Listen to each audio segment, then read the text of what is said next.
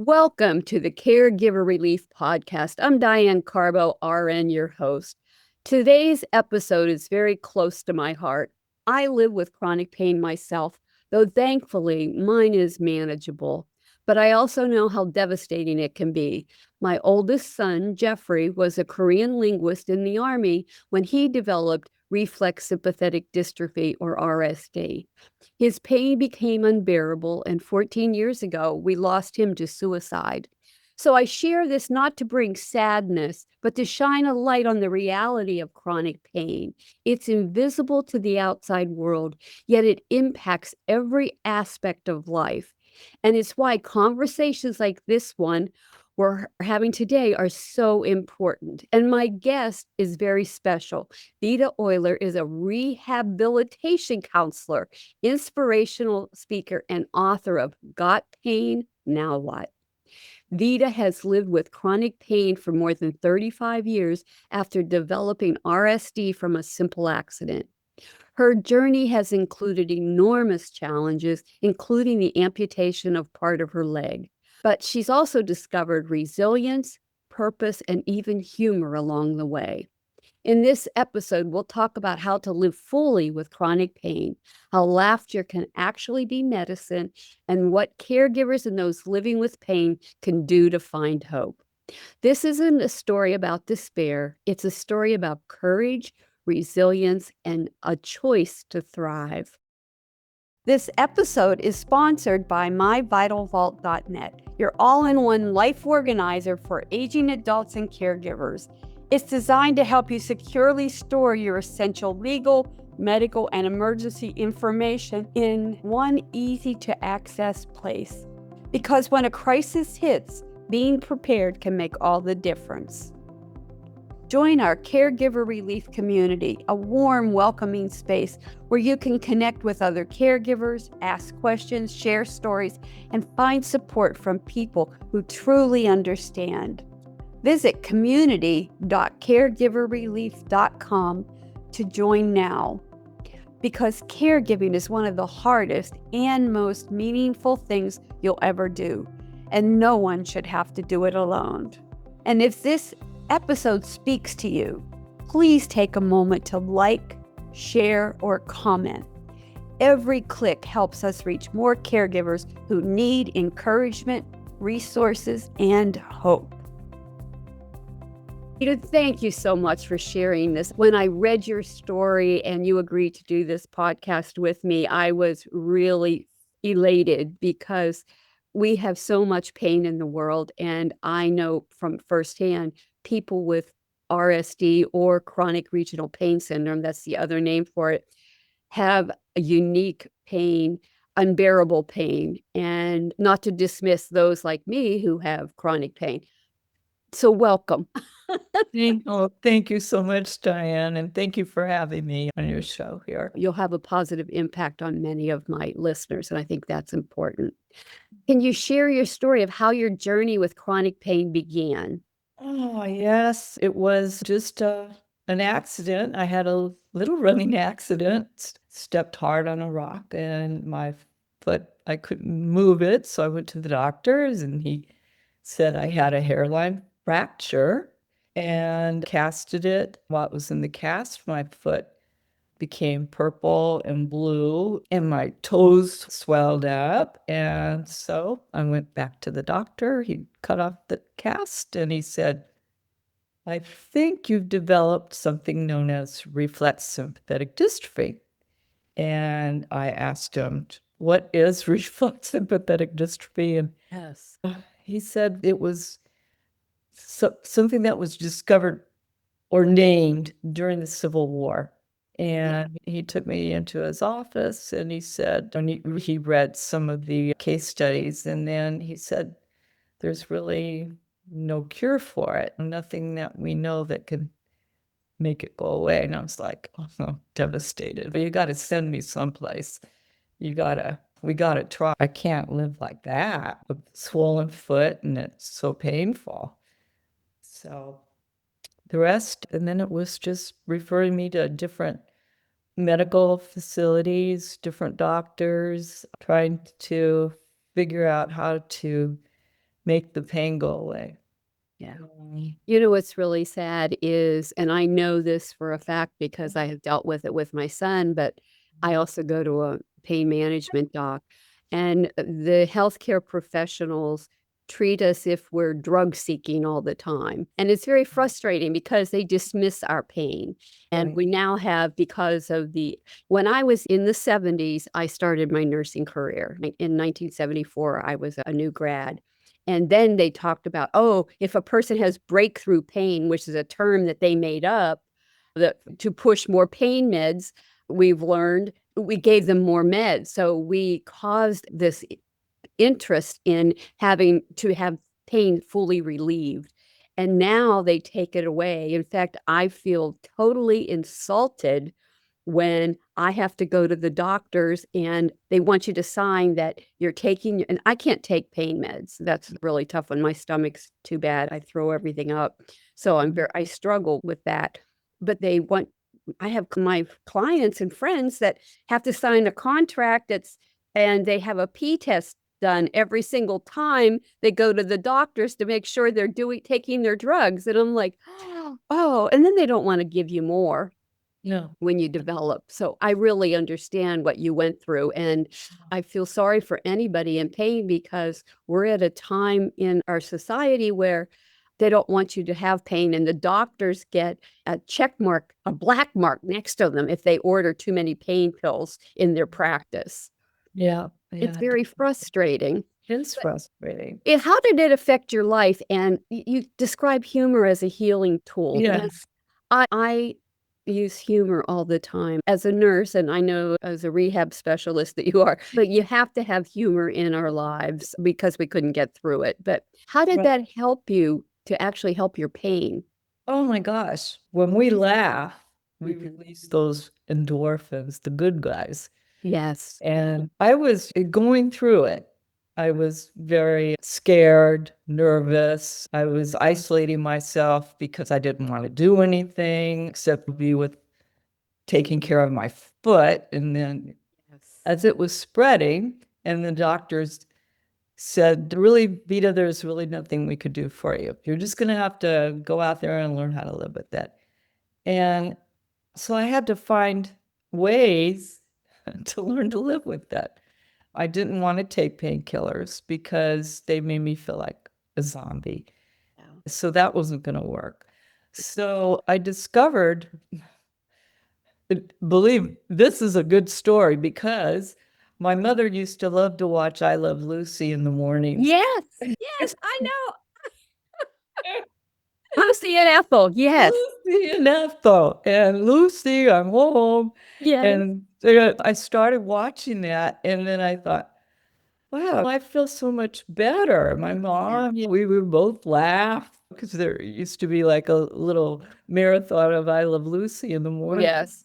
Yes. And so there I would be laughing, and I thought, God, my pain isn't as bad. This is weird. This is good, a good weird. Yes. And so I started watching other things because I wasn't really watching TV too much, but I started watching comedies and I started feeling so good because it was taking the focus off my foot, off your body and yourself. Yeah, Yes. watching, and it's something that made me feel good. Yes. And We don't do enough of that in our culture right now. And people like to feel unhappy and miserable sometimes. I know why. And you know what? I know that many people with chronic pain feel isolated. I know Jeff did. He did have his army buddies because he had been in the military and he would communicate with them, but he became more and more isolated. The thing with chronic pain is they give you pain meds, and then when you develop a tolerance to them, you need more. Then they accuse you of drug seeking, and then they send you to pain management to wean yourself off the pain meds, and they offer you treatments, interventional pain management treatments to try to handle your pain. Now, with everything that's going on in Medicare, they're even rationing the treatments. Yeah. Not only can you not get No. I will tell you, one of the things I was fighting for, now this is 15, 16 years ago when Jeff was in the military, fighting for ketamine treatments for him because I worked at Hahnemann Hospital as a nurse liaison for the VNA of Greater Philly, and a Dr. Robert Schwartzman was sending patients with RSD over to Germany for ketamine comas in those days. It wasn't approved here, but it was being tested there. And I knew about it, so I tried to get the military to send Jeff over to Germany for that. And of course, they wouldn't do it, but that I knew that was hopeful. And now Yeah. long story short, my youngest son is a nurse anesthetist and opened a ketamine clinic in honor of his brother. Oh my gosh. So he's giving back and he's helping, and I like that. But how did you manage to build a meaningful and full life despite your limitations? Because I know that's hard to overcome. It's hard. I started learning to make little goals. I was writing things down, saying, today, for instance, today I'm going to get up and wash the dishes or something like that. And as I did that, and I had my little list of the things that I wanted to do, I would check that off and I would go, I did it. How'd you feel? Yeah. And so I kept a little log, which is really a good way to do this. I've always been a list maker because I have to feel like I'm accomplishing something and I don't want to miss anything. And I prioritize. In fact, I encourage my family caregivers to make a list of every day of what they want to accomplish and prioritize it. And if you don't get to it today, put it on tomorrow's list. But it gives you a sense of accomplishment and a time when we're struggling. And when pain gets bad and you have to take a down day or two, it's waiting for you, but at least you have goals. And it's okay if you don't achieve all those goals that you want to achieve that day. But the hardest thing for me, the hardest thing for me was learning to be gentle with myself. gentle, definitely. Yeah. Yeah. Don't come down on yourself because you don't do something. Yeah. And then the other thing I've also learned is to try not to use the words I can't, to maybe, where I can. Because even just a little thing, just a tiny little thing, I can do that. Guess what? I did it. Oh, I can do that. I can do that. And you start making your goals a little bit better and you start realizing that you can achieve certain things. Now, I'm not saying go to the moon or I know. although I wouldn't mind. No. I went to Catholic school and I had a French teacher. Her name was Sister Stephen, and she would say to us, "You're an American, not an American. I don't want to hear you can't do it." Oh no. Oh, that's the first thing that came to my mind. Oh my God, Sister Stephen. I did too, so I know what you're talking about. Now, you had a family around you and a support system. How did that help you in your healing journey? Oh, support from my family was really appreciated. My mom and dad were right there for me. Yeah. And again, they were the kind of parents that you could do it. You could do it little by little, Vita. Do it. You could do it, sweetheart. And that to me was a good support system, knowing that they have my back, so to speak. And So then many family members can be negative. negative. Oh, it's all in your head. Yes. I could do that. Healthcare professionals will tell you that. Exactly. When you have a family that's supportive, that means everything. It means everything. Yeah. It really does. Now, you founded a chronic pain support group and worked with employers and injured workers. What inspired you to turn your personal struggle into advocacy? Because I was doing rehab counseling and there was no support whatsoever. And so I thought, we need to get people to talk to each other about how they handle pain or an injury. What do they do that might help you to communicate together? Because that's really important too. And so, yeah, I started that support group and it was hot. We had caregivers, families. We divided it. Oh, yeah. Yeah, we had a support group for families, support group for the patients, and support group for caregivers, which were family members Yeah. most of the time. And it really worked because it kind of gave everybody a sense of togetherness. And then I'm not all alone in this. Yes. One of the things I find with chronic painers is, as chronic painers, we can be pains in the butt to people because they don't understand what we're going through. And because they can't see it, they don't Yeah. understand it. My son Jeff was a big guy, ginger beard. He had been in the military, but when he was going through his pains rehab, he grew a big red beard and he was big. And he had a handicap parking thing Yeah. placard, and he would park in handicap parking, and people would be cruel to him. You're young. What are you doing? Because he was only 30. Yeah. You're young. Who are you to, you Yeah. lazy, whatever? They would call him names. And I'm like, oh my Yeah. gosh, Oh, how yeah. awful people are. They were. And what he had, it's good when you get in groups that you know that you're experiencing these and you're not the only one experiencing that. Right. One of the things I took Jeff to, we were in Washington, D.C., and he loved the Smithsonian, and he had to go in a wheelchair. And he hated that because people, when you're in a wheelchair, and I know this because I worked at Sister Kenny Institute and I worked with people, young people in quads and paras and stroke victims and head injuries. And when you put somebody in a wheelchair, you're pushing them around. You have control over them. They don't like that.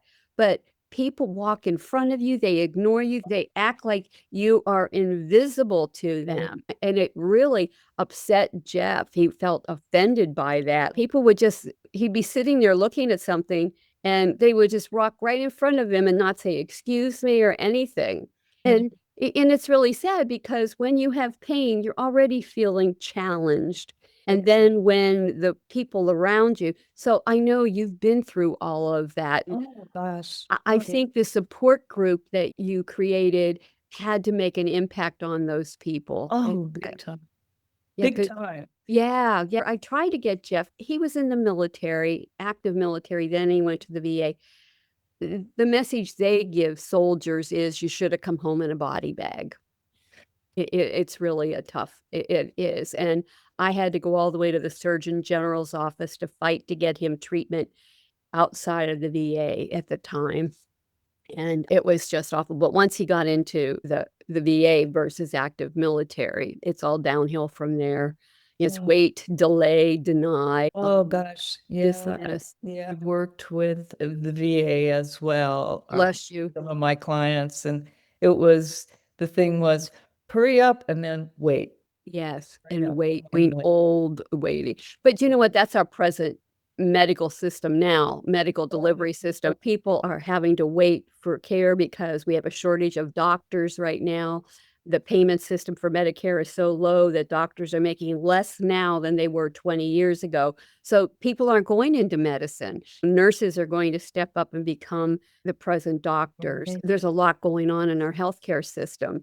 And a single payer system is not good in the United States. It just doesn't work. But now I have lived with chronic pain myself, and I know you've lived with chronic pain from your perspective because you've worked with families. What would you say to families and caregivers who are watching someone they love suffer with pain that feels overwhelmed? Well, firstly, take it day by day and to try and understand where your family member is coming from, that they're in that pain.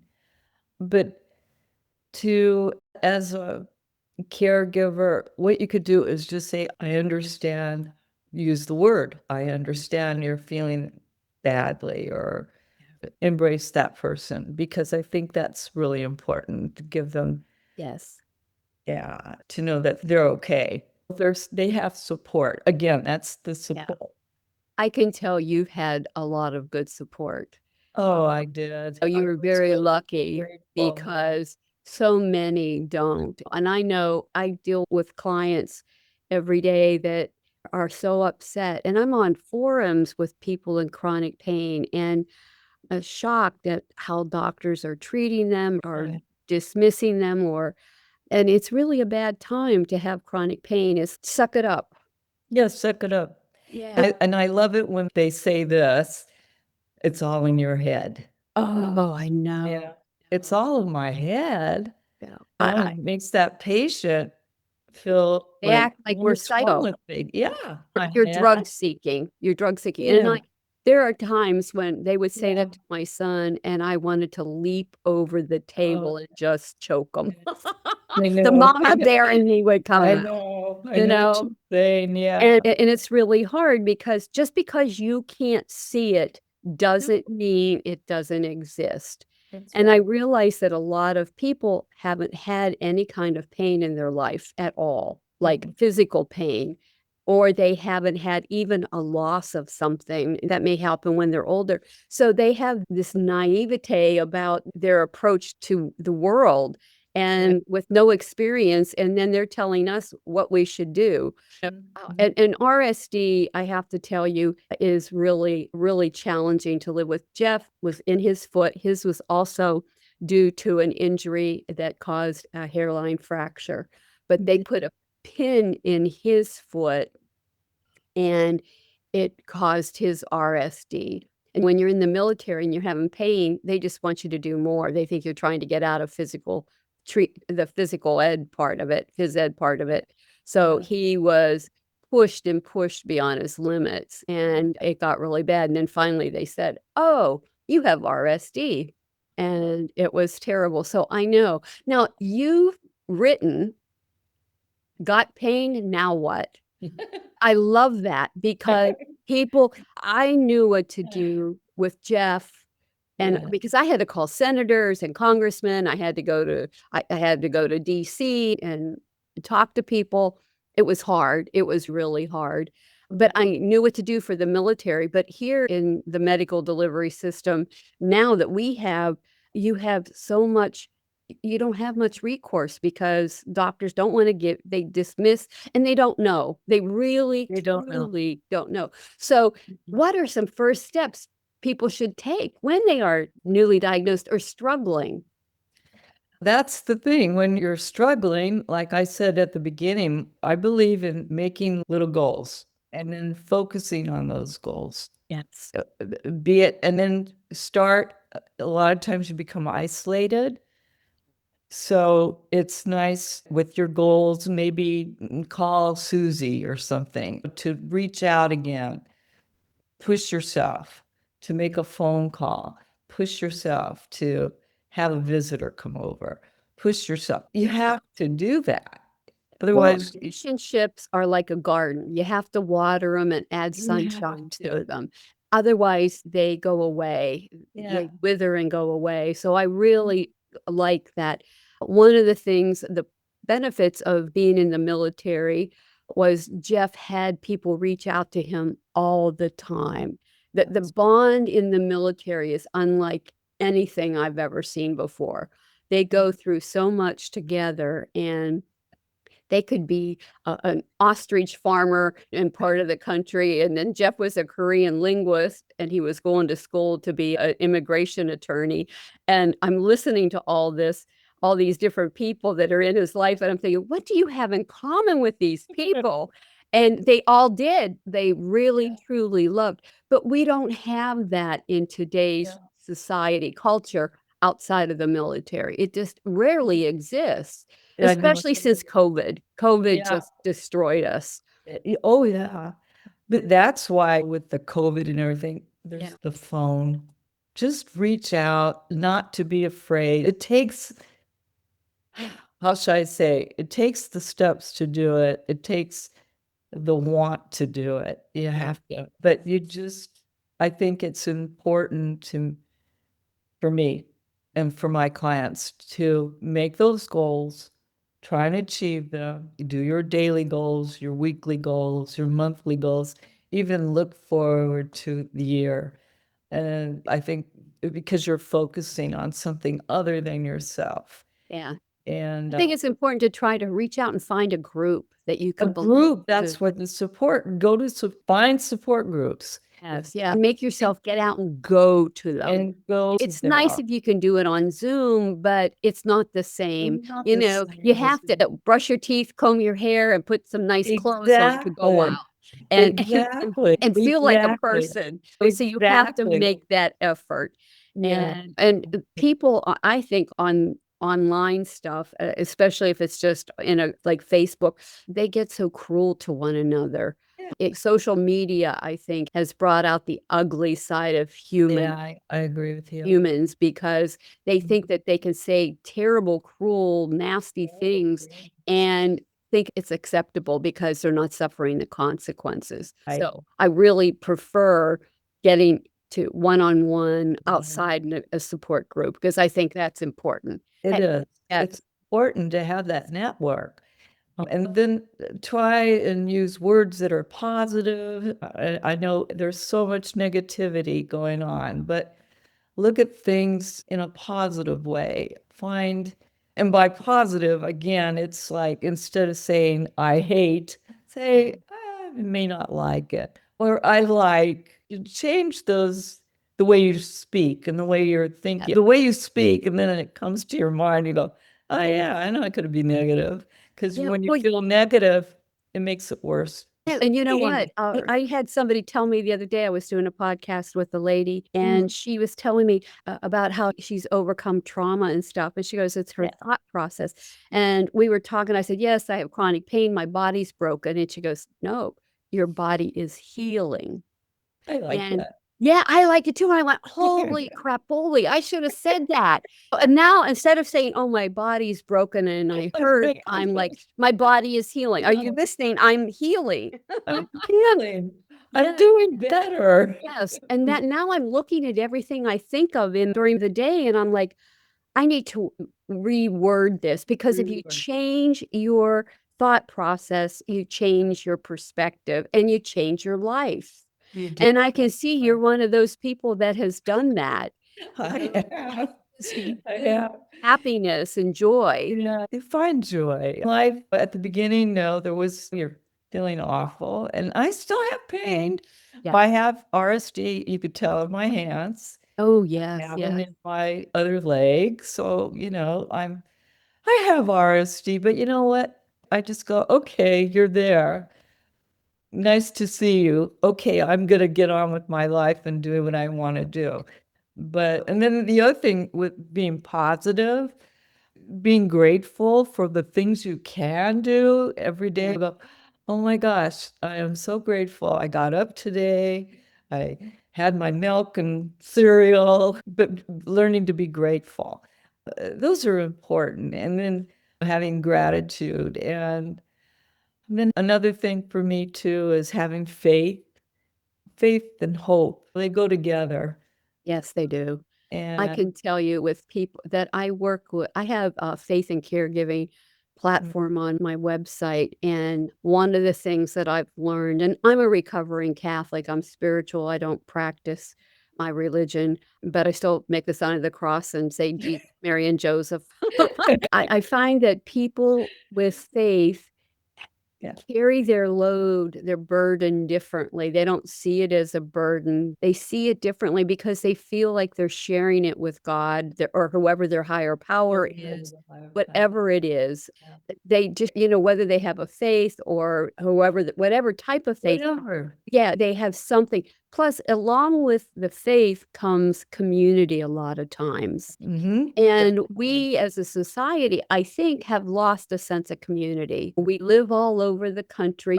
We used to live within 25 to 50 miles of where we were born. And now you can be all over the world and your support system may not be in your neighborhood like it was. And that's hard. So I think that people with faith have more of a connection. They feel a human connection to others that share their beliefs. yeah, definitely. And that makes a difference. Yeah, and like in faith, and I've worked, and doesn't necessarily mean religion, but just Yes. having faith, Yes. too. That's important. And then of course, I think finding laughter again, that's really important. And we talked about that already, but to find things that are good in life, and again, stay away from the negativity, but find things that make you smile.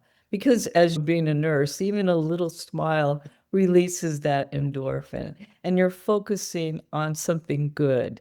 And the pain is negative enough. Yes. You don't need negative with negative. Yeah, exactly. I mean that. People have asked me, "Well, I don't have anything to smile about." You're Oh my Lord. Yes, I've heard Yeah, people they say think, that. Really? really? You can't find anything to smile about. But, I get silly. I've always been that way. I don't I'll make fun of myself. Nothing like Lucy. I would love to be Lucy I love Lucy her. Ball. Her character was wonderful. Right. But since I've been young, my patients used to tell me, even if I don't see you, I know you're on the floor because they could hear me laughing. And because I feel that when people are not feeling well, I can be appropriate. But if I can make them silly or laugh, make them laugh just or smile, Smiling. it changes their whole perspective. It And I think that's really important. And one of the things I do is encourage, in fact, Lucy and Ethel, or I Love Lucy, I encourage people, watch old episodes of that. Enjoy being silly. Find your inner child and Yes. feel like, yes, Yes, do things that definitely. make you feel good. Yeah. And Yeah. whether it's music and you're dancing or singing, and I can't sing off, I'm a good off key, but I'll be silly and sing, and everybody will go, "Oh, please don't quit your day job." But that's fun too. Yes, I try to find humor in everything I do because otherwise I couldn't get through the day. No, you can't. Now, Agree. how do you personally balance medical treatment with self-care and mindset work? For me or for Yeah. anyone? Just Well, for you, but I'm sure whatever you're telling me will be able to be shared with others yeah, medical treatment, that's always, for me, it's been going on. It's forever. Yeah. forever. Yeah. There's nothing new in the Yeah. world of chronic pain, except like you say, that came or Ketamine. Yeah. yeah, or something like that, but and painkillers. And so I'm not going there. Yeah. There are other things like stimulators and that they think can help. None of those things have helped me. Jeff had a stimulator, but it Yeah, didn't help it him. didn't help. Yeah, He just felt like it was a cell phone vibrating all the time. yeah, it would just interrupt the nerves or Yeah. whatever. But it didn't make him, it didn't take away anything. Me They too. just distracted him. Yeah, me too. Yeah, that's what it does. Yeah, it Yeah, a little distracts you bit because more. but it didn't help him. But I know people struggle with that. They really do. Yeah. I know with Casey, the ketamine treatments that he does, it's a one-on-one treatment, and you get ketamine for 4 hours, and it usually lasts 6 to 8 weeks for some people, and it gives them relief. Which is I can tell you, I go for ketamine treatments here in Myrtle Beach. Casey's in New Hampshire for treatment-resistant depression, and I can tell you that it anesthetizes your whole body so that, and I love it because for the first few hours and even for a day or two, I may have no pain in my body. Yeah. And it's, oh man, no, and it's not effective because I don't have the high enough dose for the 4 hour treatment, but But you I'm just still, doing it for my depression. But I can imagine that it's got to be wonderful to people that have pain. I don't know how you were, but Jeff, if he had a breeze hit his foot, he went into agonizing pain. oh, it's terrible. I just like your son, I had that, and it's ongoing right now. Because it becomes exacerbated. Yes. And, I've had some things going on with my hip. I think it's been exacerbating the RSD. And I tell you, I can't even put long pants on, and it's cold, and Yeah. the whole And thing's Jeff, if he had cold water hit him, just a drop or two, it would send him through the roof. Yes. So I know, and Yes. here I am. I just know with me right now, it's cold here in Myrtle Beach. It's in the 50s. It's in the 40s at night. And it's, oh my gosh, having lived up in Minnesota and Pennsylvania and New Hampshire, I know cold, and this isn't cold like, It's but cold. it affects my body. Yeah. It affects my body, and I'm like, oh, and I'm like, ah. So any day that I wake up and then I slept a decent night is a good day for me, and I'm grateful for that. But you're right, you have to be grateful, and you have to be thankful that you've been given this opportunity. For me, I love that you wrote this book and you're sharing your experience because it helps others that have no clue. What advice do you have for caregivers supporting a loved one with chronic pain? To be patient Oh, and to be encouraging. yeah. That's really important for caregiver, I think. I think so too. And I'm going to say that don't let them be cruel to you. And that happens, when you are caring for a loved one, the loved one is feeling crappy and rotten and in pain. They want to lash out at somebody. And who do they lash out at? They lash out at the person that's providing their care and support. So you've got to learn to get a thick skin. Yeah. And I just put my drill sergeant voice on and tell Jeff, behave yourself. I'm your mother. I know. And, he get mad at me. But then he used to say to me, hey, he would say, hey, mom, put your die monster on. And that is him wanting me to advocate for him and call the military or whatever, because I was always on the phone to somebody to get attention. That's wonderful. It's hard work and it's exhausting for the caregivers. It is. It is. Really And it is. And then the other thing too, a lot of times people in chronic pain, including myself, it's nice if you have a caregiver, and I don't, but that a caregiver or a family member to get you out of the house, maybe for a little ride, if get in the car, go somewhere, or take a little walk outside, and if do something with that person, because that helps them too. It helps both people. Jeff liked to go to the movies, and we go at night because he didn't want people to be around people. He was defeating the purpose, but you know what? We would go to a movie theater that served booze, and he liked his beer because he likes microbreweries, and he would sit and have a beer and fall asleep and snore at the movies. But getting out and being out and enjoying himself, and eventually, you're right. You take baby steps, you do things like that, and then all of a sudden, you find yourself your friends will say, hey, do you want to go anywhere? You want to do things? And he did, but it took time. Having the right perspective, having the right support around you. And you don't want to coddle somebody with pain. You don't enable them to be miserable or unhappy. I know that's hard to say, but to do is easier said than done. But don't say, oh, it's okay. I know you're feeling. They don't, first of all, you don't know how they're feeling. You have no idea what the extreme pain that they're in and what they're dealing with. But if you just give them a sense of purpose by getting them out and being kind to them and encourage them to eat right and exercise and get out and nature, it just will improve their lives. But it's one step at a time, 1 minute at a time.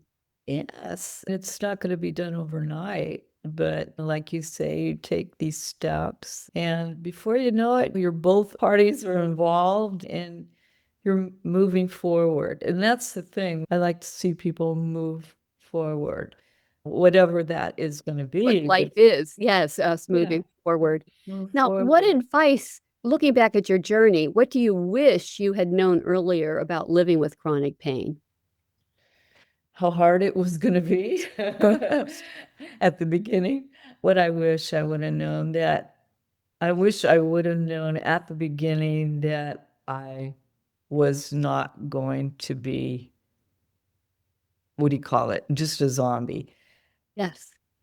Yeah, I really wish, because I got really nervous and scared about that, how I was going to move on.